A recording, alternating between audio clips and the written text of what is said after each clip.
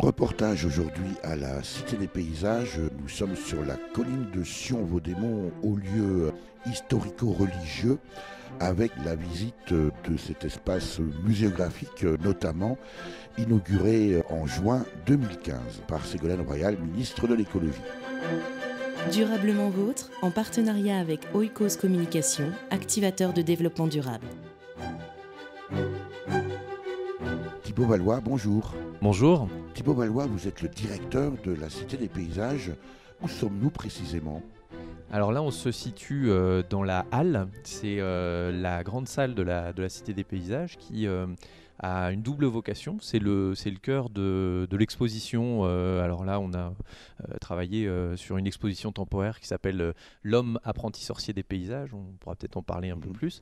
Et puis, la deuxième vocation, c'est que c'est un lieu qui est modulable et qui se transforme en grande salle de conférence, qui peut accueillir jusqu'à 130 personnes avec justement toutes les programmations d'activités qu'on peut avoir à la Cité des Paysages. C'est un bâtiment somptueux, en tout cas remarquablement restauré. Ce sont les anciens bâtiments des frères Oblat lorsqu'ils étaient propriétaires, j'imagine, ici sur la colline de Sion. C'est un lieu que de nombreux Lorrains connaissent, ont dans leurs souvenirs d'enfance ou d'adolescence quand on venait faire une retraite de communion ou un pèlerinage ici. C'était effectivement le lieu d'accueil, le lieu d'hébergement, qui n'avait plus vraiment de vocation depuis maintenant une dizaine d'années, mais qui pendant 2 ans fait l'objet d'un chantier de réhabilitation complète pour le restituer dans une nouvelle démarche qui est celle de la Cité des Paysages, avec grande modernité à l'intérieur, mais en même temps... Ouais. Vous nous ferez la visite tout à l'heure, Thibaut Valois. Alors, tout le monde, bien sûr, beaucoup de gens connaissent la colline de Sion. Nous sommes au sud-ouest de Nancy. Le conseil départemental de Meurthe-et-Moselle s'est aujourd'hui beaucoup investi sur ce site.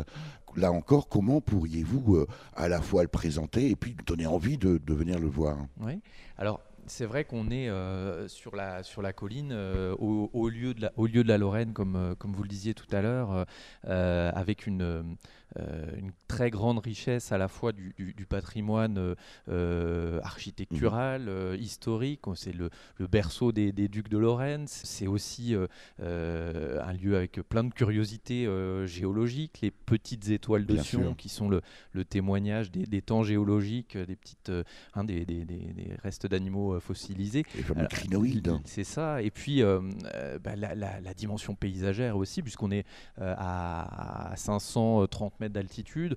On domine une plaine du Saintois. C'est une butte témoin des côtes de Moselle qui, du coup, est un promontoire naturel et très intéressant pour observer et profiter des paysages.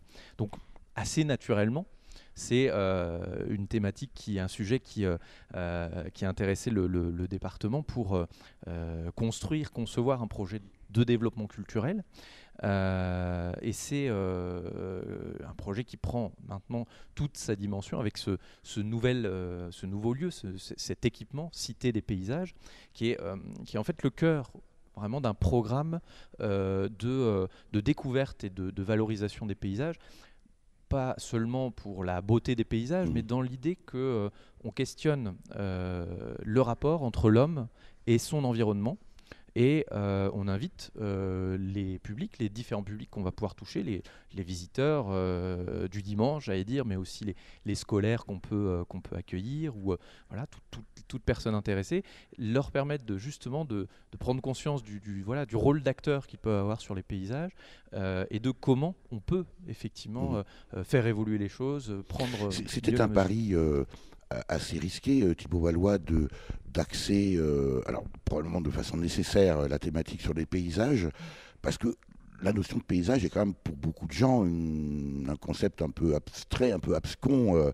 Je crois que c'était une volonté aussi de Michel Dinet, président du Conseil général à l'époque de Meurthe-et-Moselle, que de dédier précisément ce lieu à une approche à la fois scientifique, culturelle du paysage. Oui, c'est tout à fait ça. C'est vrai Michel Dinet a vraiment eu à cœur d'impulser cette démarche de manière très volontariste, en se disant...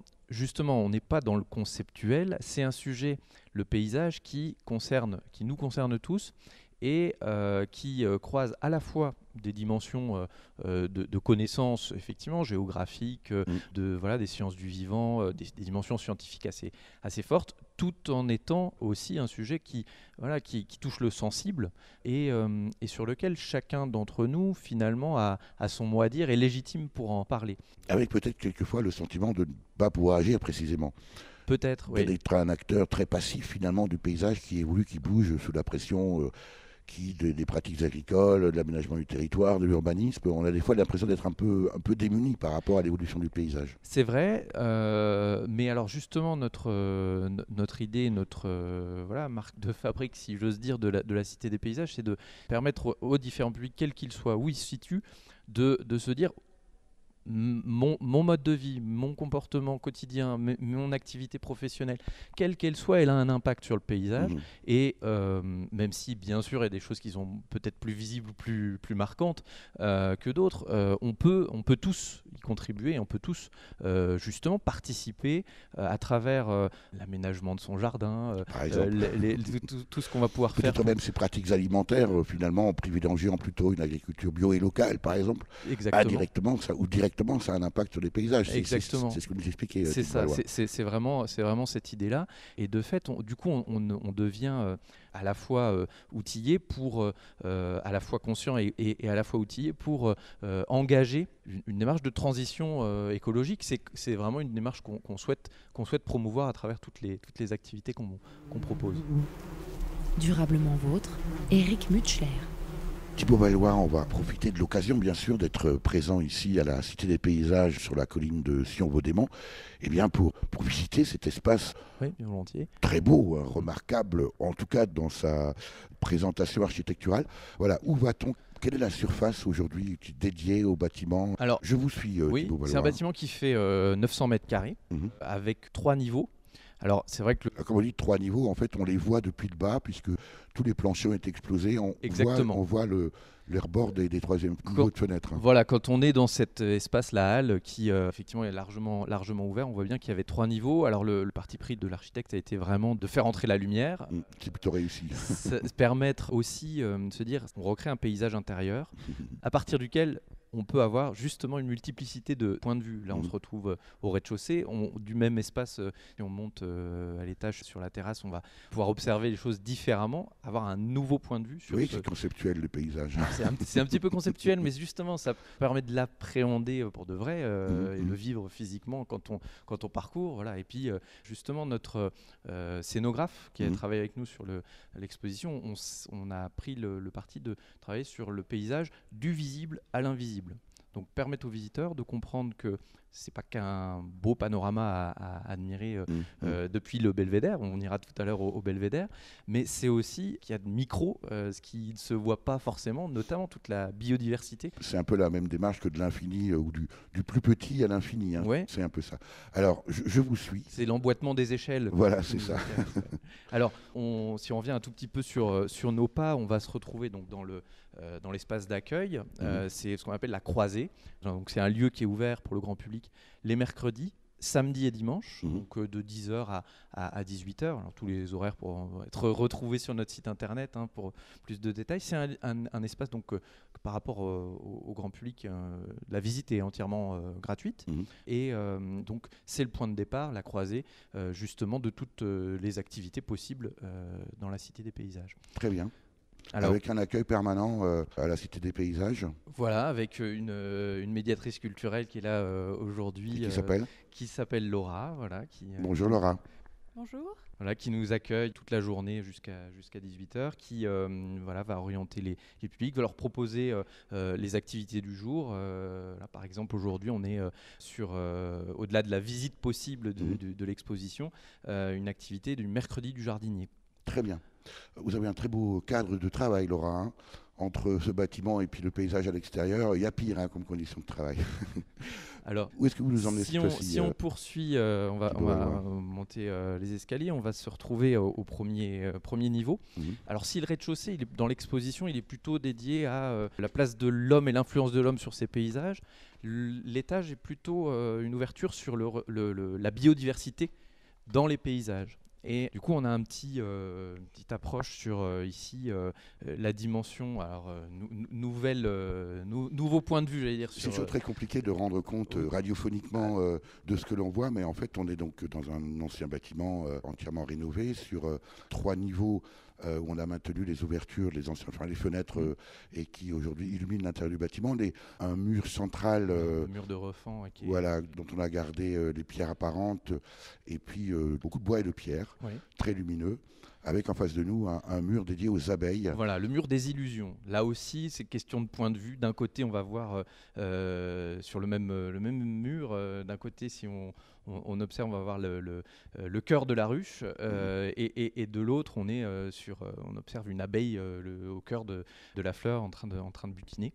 Et puis un petit documentaire qui aborde les questions de la vie des abeilles, mais de manière très peu commentée. On met en évidence ici l'abeille du lierre, qui est une abeille sauvage, qui n'est pas une abeille productive. C'est aussi pour battre en brèche un peu les idées reçues. Qui produit, mais pour elle. Qui produit pour elle, voilà, qui est pas au service de l'apiculteur. Les autres non plus ne le sont pas, mais c'est les apiculteurs qui s'intéressent aux abeilles, c'est ça. Exactement. Thibaut Vallois, est-ce qu'en tant que directeur de la Cité des Paysages, on n'est pas des fois un petit peu agacé ou peut-être un peu démuni entre finalement ce que l'on montre ici avec des expositions sur les paysages, sur les plantes, sur les animaux, sur... En fait, quelque part, voilà, sur les chauves-souris, on est là à côté d'un lieu d'exposition. Voilà, entre cette présentation, je dirais, à la fois poétique, un peu idyllique, et puis finalement, ce qui se passe dans la réalité, à savoir quand on descend de la colline, les arrachages de haies, les abattages d'arbres d'alignement, est-ce qu'on ne se sent pas des fois un peu démunis et là encore agacé entre ce que l'on sait qu'il faudrait faire, puisqu'on est là devant les abeilles, on sait bien qu'actuellement, notre ministre de l'Agriculture a refusé d'interdire les pesticides qui entraînent la mortalité des abeilles. Et oui, voilà. Est-ce qu'il n'y a pas là, quelque part, une espèce de schizophrénie à vivre quand on dirige, comme vous, Thibaut Vallois, la Cité des Paysages? Voilà, en se disant bien, d'ailleurs, que une petite parenthèse, la Cité des Paysages, elle intervient, le cœur est à Sion, mais elle intervient sur toute la Meurthe-et-Moselle, dans l'ouverture au public, la valorisation du réseau des espaces naturels sensibles du département. Et c'est un point d'appui fort à Sion, mais c'est aussi un programme d'action pédagogique et culturel qui se déploie sur tout le département. Alors, pour répondre à votre question sur effectivement les défis planétaires, ils sont nombreux. Il y a des contradictions fortes dans les politiques publiques qui peuvent être menées à différentes échelles. C'est vrai qu'on pourrait s'attendre quand même à ce qu'il y ait un minimum de cohérence. Quand vous parlez de cohérence et de contradiction au sein même des politiques publiques, c'est toujours un peu surprenant. C'est toujours surprenant, mais alors nous, là où on se positionne, on est dans une démarche à la fois pédagogique et de formation et de transmission d'expérience. On se dit bien justement que la première pierre pour faire évoluer les pratiques, c'est la connaissance, c'est la prise de conscience. Thibaut Vallois, vous êtes en train de nous expliquer que c'est à la Cité des Paysages que vont se définir les cohérences des politiques publiques, au moins en termes de paysages? Alors, c'est un lieu, en tout cas, qui peut être justement un lieu d'accueil, de rencontres professionnelles, ou de rencontres entre des professionnels, des élus, des décideurs de l'aménagement du territoire, pour justement travailler sur des expériences nouvelles, des innovations politiques. Des années déjà que je ne me vois pas, je ne sens plus rien, plutôt mon corps n'abrite rien de moi petite, rien ne m'accrédite plus trop.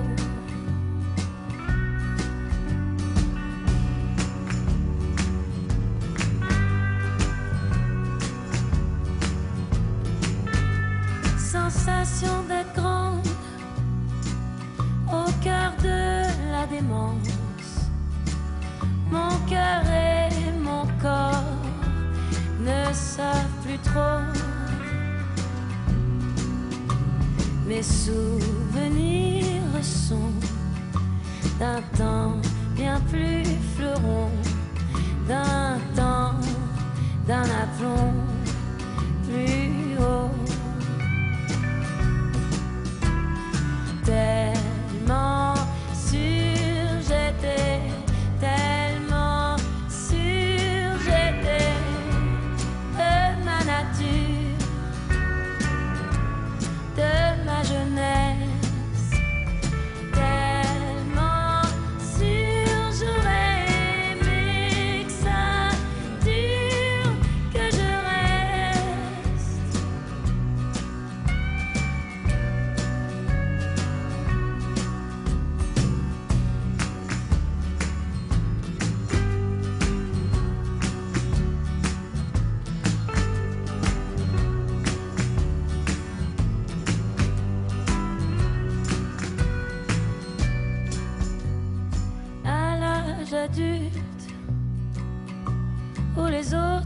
zut, où je sens l'insulte de trop. Marque mon visage, remarque, je tourne la page, tourne mon héritage en lambeaux. Tellement sûr j'étais, tellement sûr j'étais de ma nature, de ma jeunesse. Tellement sûr j'aurais aimé que ça dure, que je reste. Oh non, non, non, tellement sûr j'aurais aimé que ça dure, que je reste.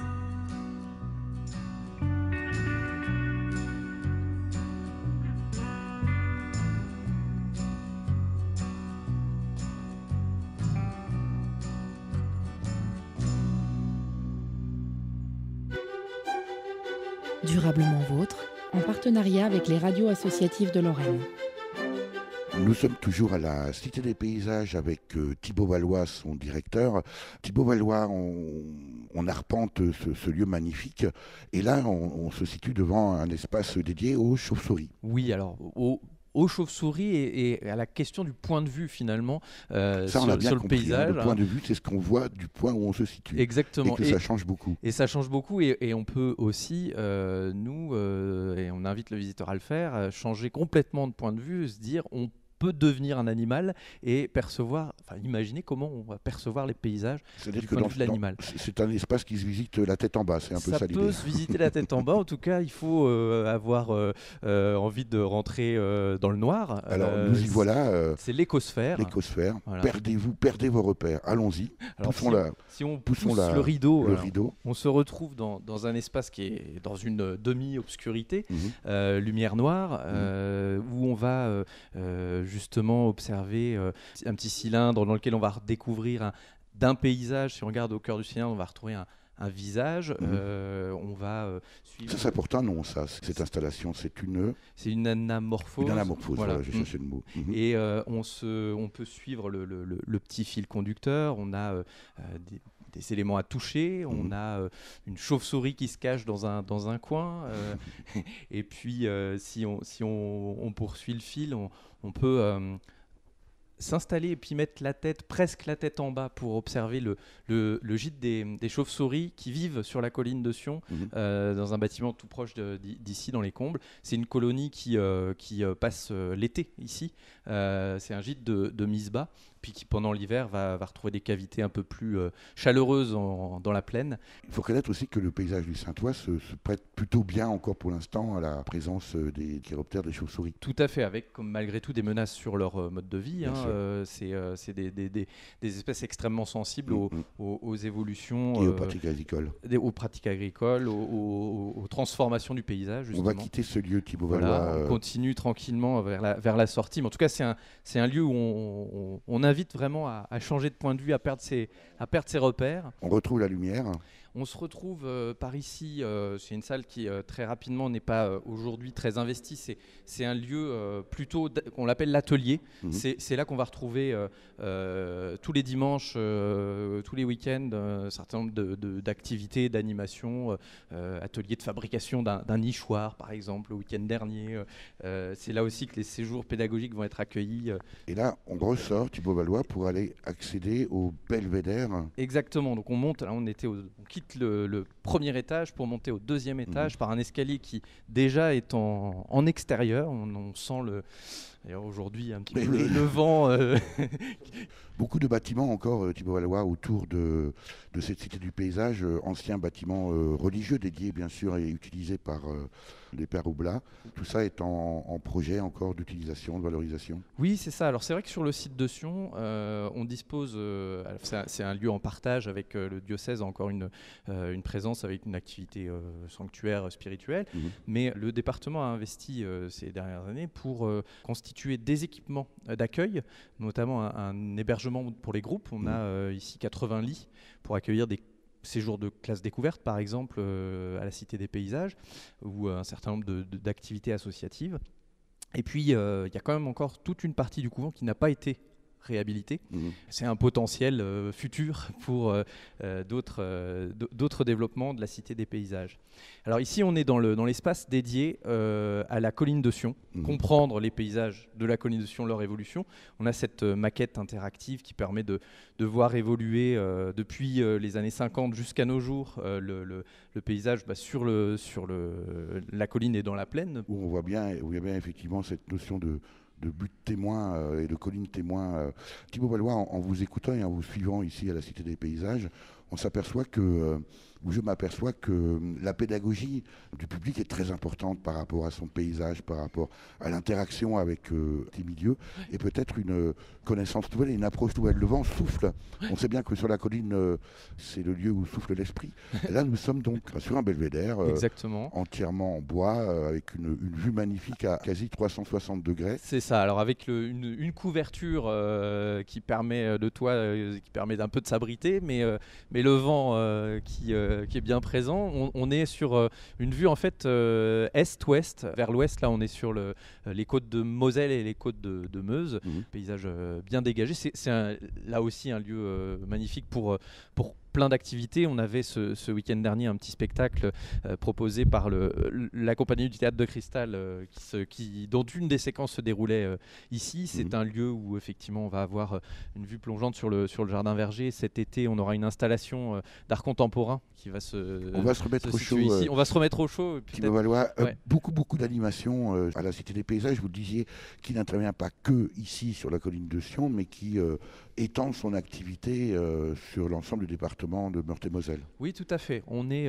vraiment sur... alors, on a un programme qui a été présenté la semaine dernière au public et qui regroupe 190 rendez-vous de mars à décembre 2016 sur l'ensemble du département. Il y a une grosse partie des rendez-vous qui ont lieu ici même à Sion, mais on va retrouver autour de la vallée de la Meurthe, par exemple, du massif de Maine, du côté de Vannes-le-Châtel, du marais de Droite-Aumont. Et ça, ce sont des animations qui sont ouvertes à la fois, j'imagine, au public, aux scolaires. Exactement. Alors, on a toute une partie d'activité pour le grand public, libre d'accès ou sur inscription lorsque c'est des sorties découvertes sur les espaces naturels sensibles. On a aussi tout un programme pédagogique pour les scolaires. On accueille près de 20 000 enfants par an sur nos activités pédagogiques, des jeunes d'école élémentaire, collégiens, lycéens. Qui sont essentiellement eux du département ou qui viennent d'un peu partout en France, dans le monde? Majoritairement du département de Meurthe-et-Moselle, très majoritairement, mais c'est vrai qu'on a de plus en plus d'ailleurs de demandes des voisins proches, les Vosges, la Moselle, sur des activités qu'on peut proposer. Un dernier mot, Thibaut Valois, sur les manifestations plutôt dédiées ou réservées aux professionnels? Oui, tout à fait. C'est vrai qu'on a aussi à cœur de mettre en lien, comme je le disais, des élus, des aménageurs, des agriculteurs, tous les acteurs du paysage. Pour potentiel et gros travail. Exactement, en se disant, donc il y a un certain nombre de thématiques qui peuvent les réunir. Donc à la fois, Cité des Paysages, un lieu d'animation sur le site, un lieu d'animation des espaces naturels sensibles en Meurthe-et-Moselle, et puis aussi un carrefour de rencontres et de discussions et de débats. Voilà, exactement. C'est tout à fait Merci Thibaut Valois pour votre accueil. Pour en savoir plus sur la Cité des Paysages, j'imagine qu'on vous trouve sur le net. Oui, tout à fait. Donc on a le site internet, c'est citédespaysages.meurthe-et-moselle.fr. Avec tous les détails des animations et des propositions. Merci Thibaut Valois. Avec grand plaisir, merci beaucoup à vous. Quant à moi, je vous rappelle que le développement durable nous concerne toutes et tous et c'est tous les jours. À la semaine prochaine.